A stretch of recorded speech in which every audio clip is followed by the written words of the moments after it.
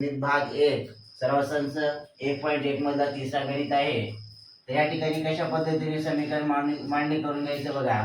2x - 3y बरोबर 9 समीकरण number 1 अशा पद्धतीने लिहिणं गरजेचं आहे। त्याच्यानंतर बघा 2x अधिक y बरोबर 13 समीकरण नंबर 2 या पद्धतीने आपण समीकरण लिहून घेतलेलं आहे। आता समीकरण 1 मधून समीकरण 2 वजा करू म्हणजे वजाबाकी करू। तर या ठिकाणी बघा हे जे समीकरण आहे त्याला त्याच पद्धतीने लिहून घेणं गरजेचं आहे।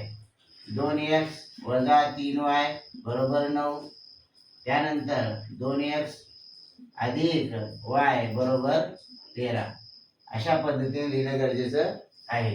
आता काय करायचं मग वजाबाकी करायचं म्हणजे या ठिकाणी बघा प्लस आहे इथं मायनस असते, इथं प्लस आहे इथं मायनस, इथं या ठिकाणी प्लस आहे म्हणून या ठिकाणी मायनस हे चिन्ह बदलतात। आता काय करायचं मग बघा इथे अधिक 2 इथं ऋण 2 आहे म्हणून या ठिकाणी हे काय होतात कट होऊन जातात।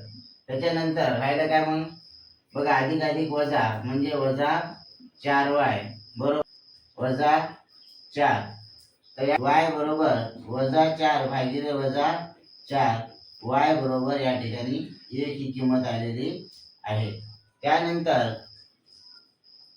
y बरोबर 1 ही किंमत समीकरण 1 मध्ये ठेवा, समीकरण 1 मध्ये ठेवा।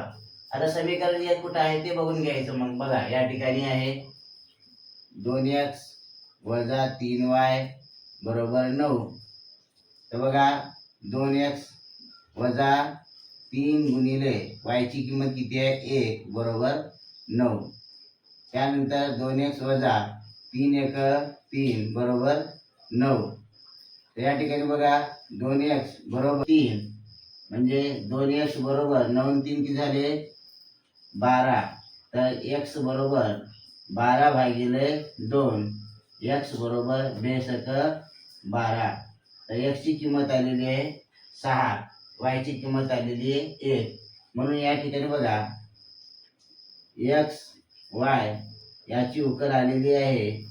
x ची किंमत 6 y ची किंमत 1 अशा पद्धतीने 10वी चे गणित करणं गरजेचं आहे। तर विद्यार्थी मित्रांनो जर तुम्हाला ही पद्धत आवडली असेल तर नक्की व्हिडिओला लाईक करा आणि शेअर करा, सबस्क्राईब करा।